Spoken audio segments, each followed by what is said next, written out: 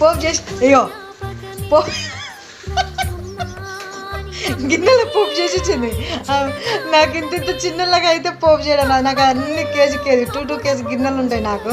ఆ చిన్న గిన్నెల సేమ్ మా అమ్మ మా అక్క అయితే సేమ్. మా అమ్మ పొద్దున్నే ఎన్నిసార్లు ఉన్నాక కూర ఏం కూర అది అసలు పప్పు కనిపిస్తుంది ఒకసారి చూపించాలి నాకు.